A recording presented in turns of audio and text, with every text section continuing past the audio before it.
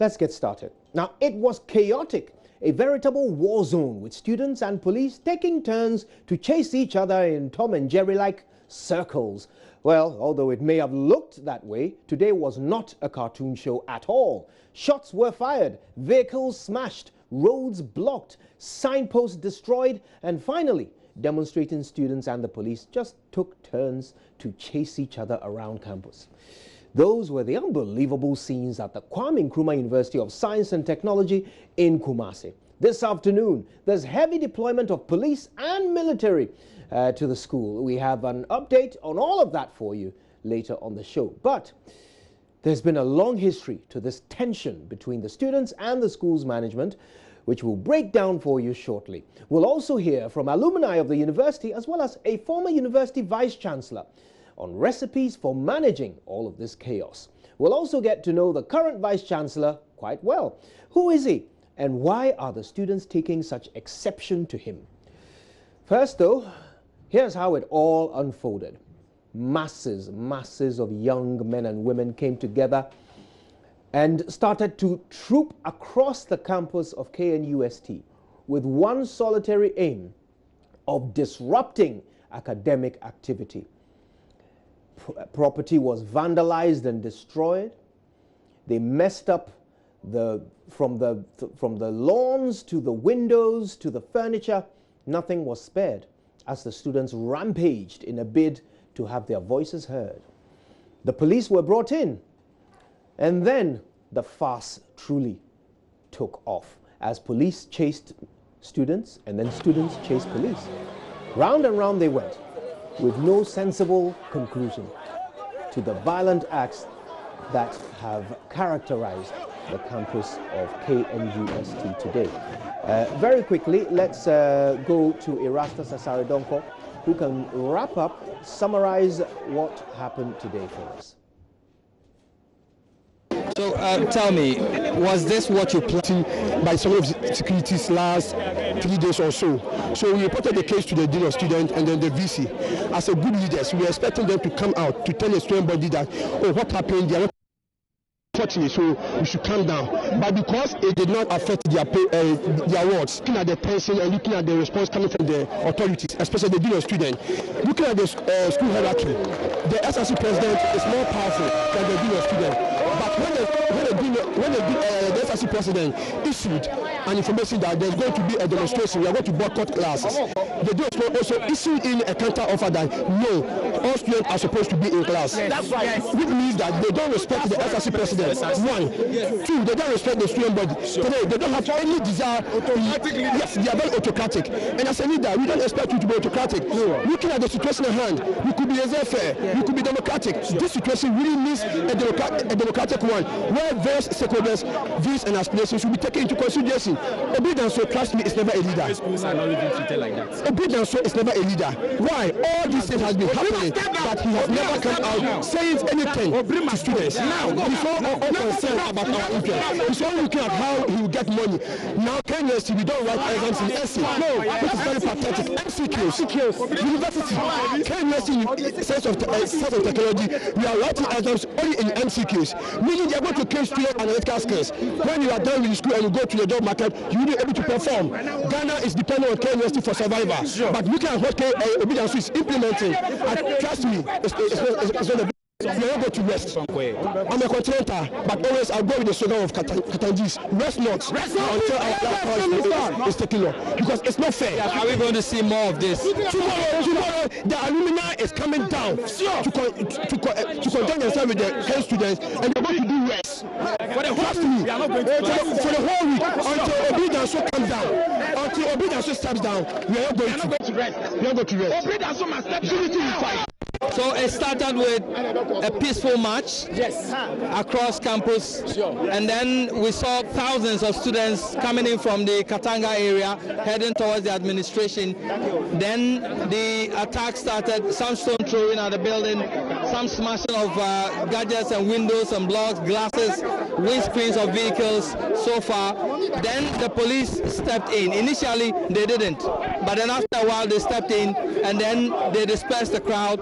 They they marched towards this end, there were warning shots fired by police and military. Some of the students were beaten, and some of the security men also sustained some level of injuries.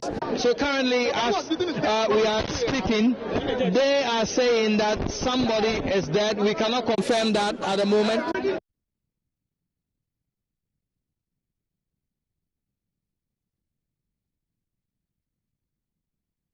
So those were the scenes earlier when at KNUST all hell broke loose this morning.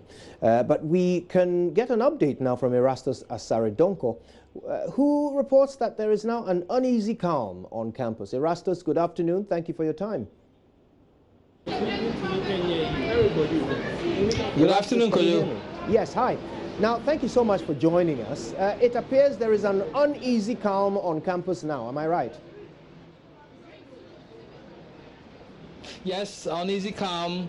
I'm saying uneasy calm because you cannot predict what the students could do. At a point, it looked like it was calm in the morning, and then it erupted again. They gathered again and started the chanting of songs and all that. But for now, I must say that many of the students have gone back to their halls, but we still have quite a number of armed police and military personnel still on campus, trying to maintain law and order. And specifically, we have the police at the administration block, and then we have the military guys also patrolling the entire breadth of the university at the moment. Exactly have the university authorities been saying about today's disturbances? In fact, they are saying it's unfortunate. I spoke with the university relations officer who described the students who demonstrated today as marauders, and he claims that they thought it was going to be a peaceful demonstration, a peaceful walk, and that at the end of the day they will present a petition to the university administration for their grievances to be dealt with. But they are surprised at how the students have taken this far. I was trying to find out from him if indeed they took the necessary precaution, because they knew that students would demonstrate and it could get to this angle. And what he was telling me is that they put in all the necessary measures. They met the student leadership, they spoke, but they could not predict that it will get this far.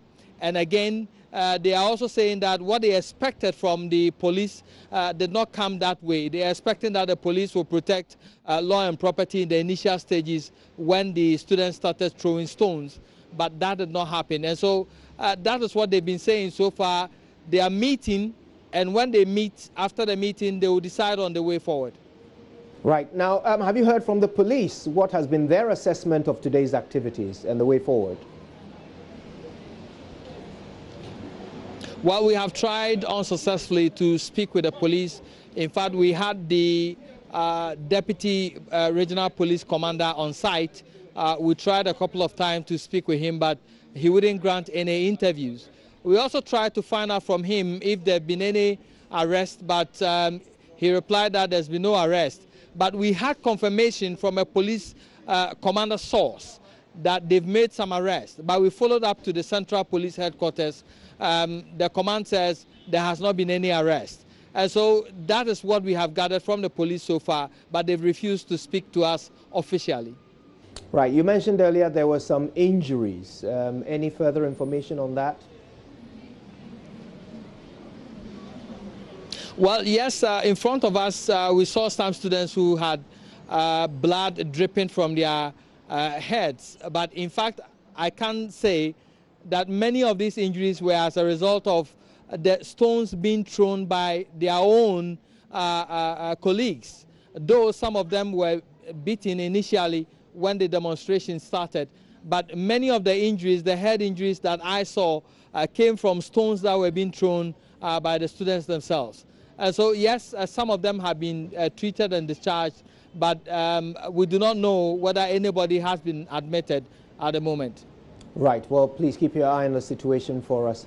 We're going to continue to learn more about this. For example, let's try and understand who this Vice-Chancellor is, who has turned out to be such a divisive force among the students at KNUST. This is what we know about him. Professor Kwesi Obri Danso is the Vice Chancellor of KNUST. He's been in office for 2 years now, since 2016. Now, before he came to KNUST, he worked with the MasterCard Foundation of Canada, WHO, Danida, DRUSA, World Bank, Urban Food Plus, and ADMIR. So clearly quite an accomplished gentleman. He's married with a son. This is what we know of him so far. But of course, he has introduced several governance innovations to the KNUST way of life, which the students have not been particularly excited about. Not least of which is the merging of some of the halls of residence into male and female halls. It just has not gone well with them. Now we're happy to have in the studio with us the National NUGS Secretary, Mercy Asumeni. Mercy, thank you for your time. Thanks, So, rather worrying scenes there from KNUST, but you must have been in contact with leadership, student leadership there. Is this a sanctioned demonstration that the leadership have led? Good afternoon to your viewers. And I would say it's rather unfortunate that we are witnessing all of this vandalism on campus. But this demonstration was sanctioned by NUGS. As I speak now, the National NUGS president is on campus. And unfortunately for him, he was brutalized by one of the security personnel that's on campus. The National NUGS president was beaten by a security officer, a private security officer on KNUST campus. What are the circumstances? And as I was saying, it's unfortunate. Yesterday, the National NUGS president met with the SRC president and the local NUGS president of the Kwame Nkrumah University of Science and Technology. And they agreed that today students should boycott classes and then have a peaceful demonstration. And it's rather unfortunate that it's happened this way. And when the SRC president and the local NUGS president released that sanction or the notice asking students to boycott classes, the dean of students reportedly also released his asking them to go for classes. I think that one also infuriated the students because there are a lot of incidents of brutalities on KNUST campus. It's not just this Friday's incidents. Even before the conversion of the halls, the male halls into mixed, there were several issues of brutalities. And I know after the conversion, there were some students, Katanga students, that were beaten all because they have been asked to come into the hall before 8 p.m. I don't know where this happens, but there's a time, if you don't get into the hall by 8 p.m., you can't get in. And so even most of the hall executives are lodging outside the hall. And students were brutalized then. So it seems the students have been infuriated by some decisions of the administration for a while now. Reasons why this vandalism has arisen out of a peaceful demonstration we thought was going to happen because of probably arousal of emotions. So it's rather unfortunate, but we have achieved the purpose of the demonstration, which is to register our displeasure against the university authorities. Right. Now, this is not the first time that students have agitated on a university campus. We're joined by Temin Abe. He's an alumnus of KNUST. Mr. Abe, we just heard the students on campus say that alumni will be joining them tomorrow for further action. Do you know of this, and what are your general views on what's happening on campus? Thank you very much for having me, and good afternoon to your viewers. I'm aware that we were supposed to join in on this peaceful picketing. It's rather unfortunate what has happened today. We did not expect this at all. I am a Katanga alumnus, and I completed my bachelor's in 2001. We've had several demonstrations. It never goes to this extent. I'm very sure of it because I was a student leader. I was a traditional leader in Katanga. We ensure that none of our boys will go wayward when we embark on demonstrations such as this. Do you think that's what happened here, a failure of student leadership to control? There is a failure of student leadership because the school has been since my time, they've been trying to get students' activism out of the way. Reasons best known to them. but you can find out, I believe. And because all this hostel issue, the accommodation problems, it has become, the situation has become that the traditional halls are a privilege, and the university administration has the say, all the say in choosing who goes to where. Now, about 6 years ago, they decided to put only first years in the halls, and then maybe a few executives who are continuing students. I mean, which house will only have just the kids stay there without supervision of your seniors, who we found them very useful in our time. They give you lecture notes, they even teach you, because you spend most of your time in the hall than at the faculty. So this whole in, out thing, in fact, as we decided to join in on the demonstration, we had our demands clear. The in, out thing has to be relooked at. Then this mixture of the halls is also one of these decisions that is just to dampen the morale of students, to silence their voice. But the boys, the Katanga guys, the Unity guys, they still wanted to keep their Friday traditions going. And in Katanga, I joined the morale 2 weeks ago, and I realized that they were not allowed to get into the hall. This hall for us is a big public space. That's our home. It's our village. I come back from the US and I visit the place. But now they say they wouldn't allow continuing students in. And I, who wants to join the morale, I can also go in with the morale. Fine, I could go and visit my friends in the, but the morale will not be allowed in. So the boys are doing it on the car park. They are being peaceful about it. As soon as the boys brought the drums to have the session, when they hadn't yet gathered, the security guys came and seized the drums. That was 2 Fridays ago. So we went there and talked to the hall tutor and the hall master that no, you cannot silence our own Jama, our own cultural thing, and want to promote some Western kind of entertainment. So please get the drums back. So that Friday, the drums were brought back. We had a peaceful session. Even the ladies were happy. They would go by, they make comments, they're like, yeah, we like what you're doing. It's interesting. So the next Friday, this past Friday, I've heard the report from Angel FM, a Kumasi radio station, one gentleman named Nanayao. He put it out there. He was there just to see what would happen. Because before the previous Friday, there was a seizure of drums. Now, something is suspected. And his camera was seized, and then these security guys, this militia, I call them, they started beating up the boys. So that is what happened. And I must add that, like I've tried to, tell a history of this breakdown of student activism. I've got to ask you, I mean, what do you make of the Vice Chancellor? He's a tyrant. He's a dictator. What leads you to that conclusion? Well, you remember when they said the university wanted to increase STEM education for ladies, and that was the reason for mixing the halls. Later, they mixed Africa Hall too. So basically, they wanted every hall mixed, and that wasn't mathematically in line with what you were saying, that you want to increase the ladies' population. And secondly, Katanga and Unity, we have traditions that go back 55 years. I would like to draw an analogy here. Any of our villages or kingdoms in this country would not be happy if the government comes and says, oh, this tradition you've been practicing for all these 55 years, we want you to change it, we want to mix it up. Maybe say it's an Akan radio station. We don't want your radio station, or let's say radio station. We should speak every language. It's something that is democratically inherent. This is what I want to do. I want to be in a mixed hall. I want to be in a single sex hall. We've had alumni like, God rest his soul, P.V. Obin. He will never agree to this, to mix Katanga.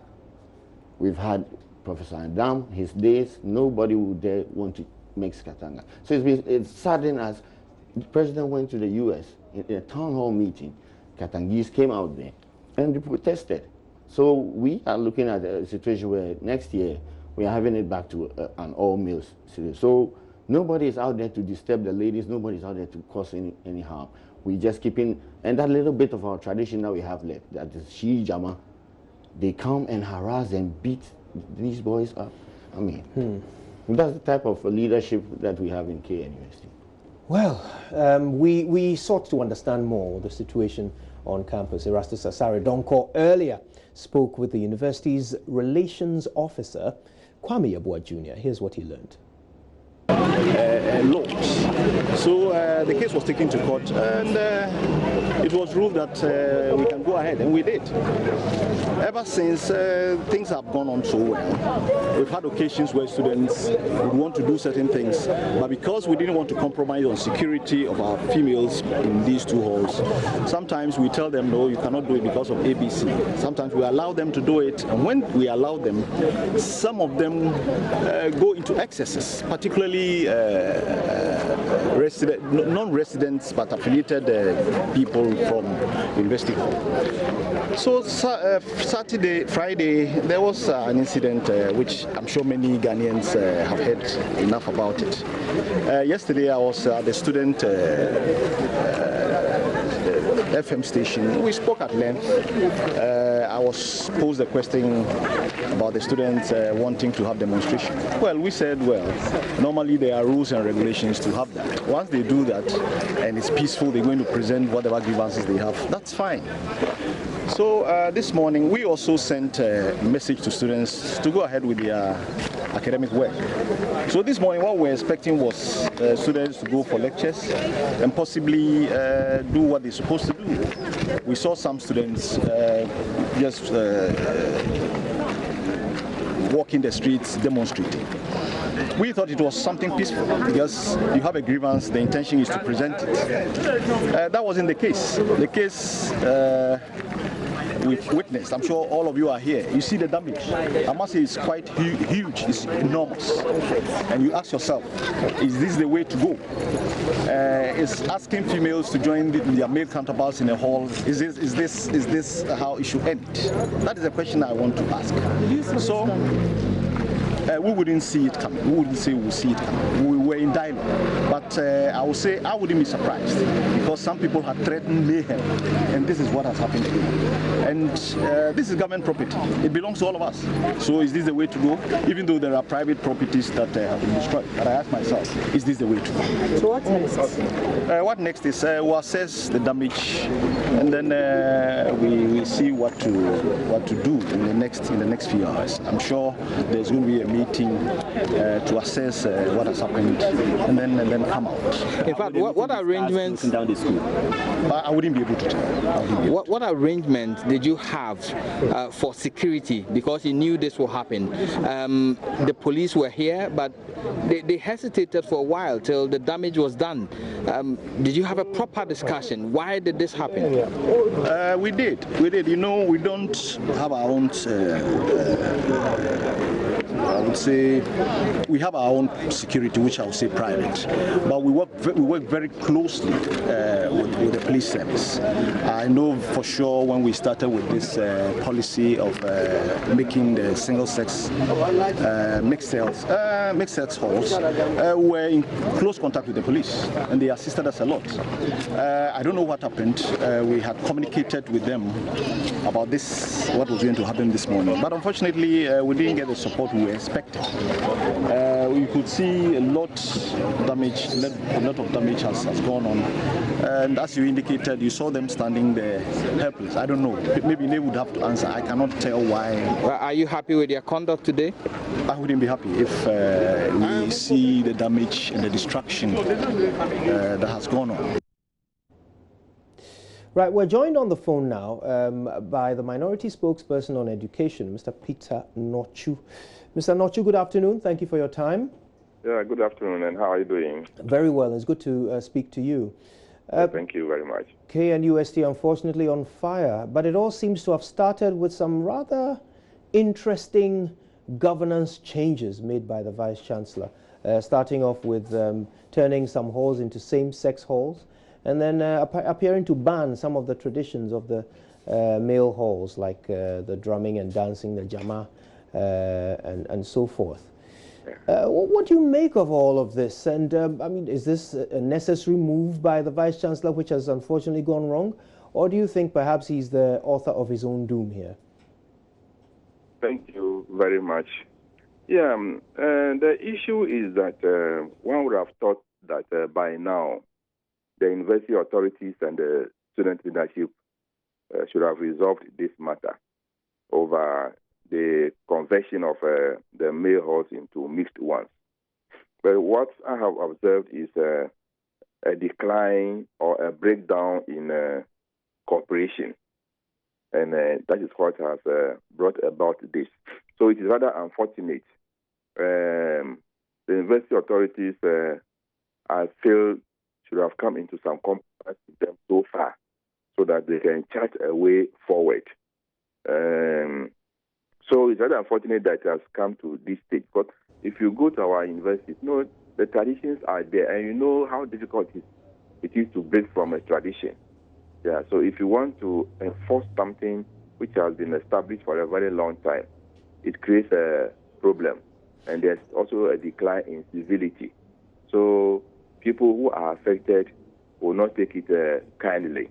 So I expected that by now they would have solved this problem, and this result or these incidences we are seeing now wouldn't have Mr. Nochu, let me ask you this. Do you feel that the move to even change what happens on campus in terms of making some of the halls mixed and stopping some of these traditions, do you think these changes are even necessary? Yeah, if you ask me personally, I would say it is not necessary. These traditions have been there already. So if you say that there are more admission to the university, why don't you make provision to put up more halls of residence and then accommodate them? Do you see it? Yes. So as the student population grows, the university must also increase its facilities. And that's what I feel the university authorities should have done. Yeah, and then forget about the conversion of the halls into mixed halls, because by doing so, you'll be denying more of the men access to the facilities. And that is what the students are saying. So personally, I would have wished that the university authorities had left them alone and then put measures in place rather to expand facilities to accommodate more women who are coming. Yes. If it is because of breaking any tradition that they are doing this, I differ in that direction. They could have left them there, put up more structures, and accommodate more ladies on campus. And that's what I feel, personally, anyway. Yeah. Now, let's talk about this issue of the use of private security on campus to mete out violence to students. I'm trying to find an example of it in the past. I can't think of one. With this, they should have informed the Ghana police immediately, or the military authorities, that this is what is happening in the school. Yeah, because the campus security are not trained to fight violence or student agitation. Yeah, they have a different role that they play. So they should have asked the police rather to come in, because they have been trained to contain such situations. So for the main campus police security to do that, it will be difficult for them to do it professionally. Yes, I think that's what has led to the disturbances to this stage. Right. It is rather unfortunate, yes. I want to come back into the studio briefly, and of course, as an executive of KNUST, you've already confirmed that this was sanctioned by student leadership. KNUST sanctioned this demonstration. But I wonder, before sanctioning a demonstration, what negotiations did you have with the university's leadership before deciding that, well, nobody's listening, so we're going to demonstrate? The local SRC, the SRC president, together with his local KNUST executives, have met the authorities on several occasions. As I made known of certain incidents that happened before this one.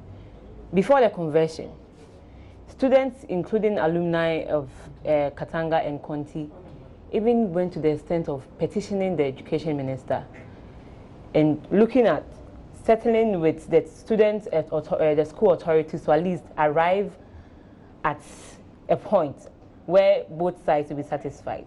But I realized none of these worked out.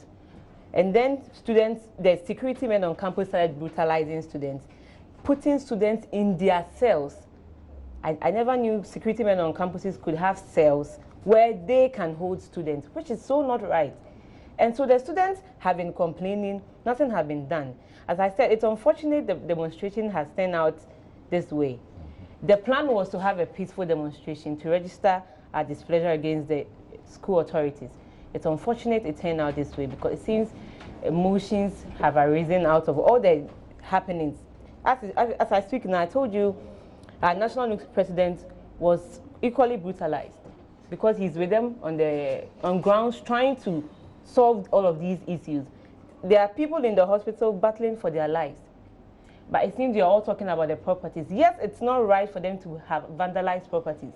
But what of the earlier incidents, students being brutalized, being hospitalized? People's parents went to the Tech police station to bail their wards. And it's reported the chief security officer was on Angel saying if they don't leave the police station, he will run his car over them and nothing can be done about it.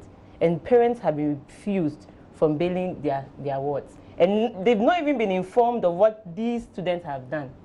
So the students were angry, and probably these emotions resulted in all of these vandalizing of properties. So just to clarify, what exactly was the interaction between you and university administration prior to all this? These negotiations was between the local SRCs and the local NUST. NUST as a body has representations on every campus. So the local SRCs, led by the SRC president, and the local NUST, led by the local NUST president, have met the authorities severally, right from the conversion to how students are being brutalized and all. But it seems they never reached an agreement. Reason they asked yesterday, they released a statement that students boycott classes. And then the dean of students also released his asking them to go to class. So that even shows the friction between the student leaders and the school authorities. Right. Okay, well, it appears that this is just the beginning of a rather confusing time that we do need to get to the bottom of and straighten out. Messi Asumeni is the NUST General Secretary. Tei Mensah Abe is a KNUST alumnus, and they've been telling us of the students' side of things. Thank you both very much for your time. We appreciate it ever so much. Even more coming up on The Pulse. We'll be bringing you continuous updates from KNUST campus. But before that, a very short, quick, and very important set of messages from our partners, after which The Pulse continues.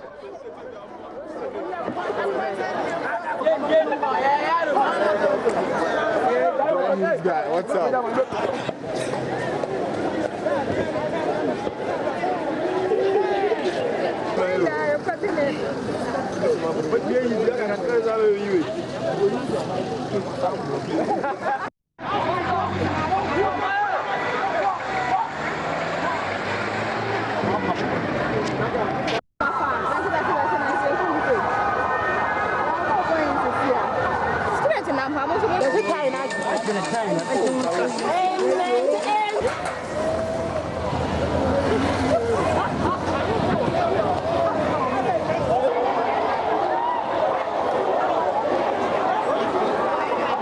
One of the stories that are evolving while the show continues is that of the unrest on KNUST campus, brutalizing of students, destruction of property, the arrest and refusal to release some students, and many other events characterizing this chaos. But most recently, the Ministry of Education has released a statement which I can share with you now.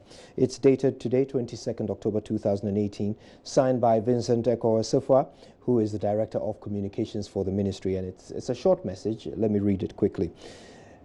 The Ministry of Education has noted with concern developments on the campus of the KNUST in Kumasi, particularly with regard to bodily injuries and the detention of some students, as well as the destruction of public property. The ministry appeals for calm on all sides as a first step to resolving the difficulties. Meanwhile, a delegation from the ministry, led by the Minister, Honorable Dr. Matthew Opoku Prempeh, will be at KNUST campus to meet the university authorities and the students tomorrow, 23rd October 2018 at 10 a.m. And that's where the statement ends. So that's the very latest on this unfolding saga.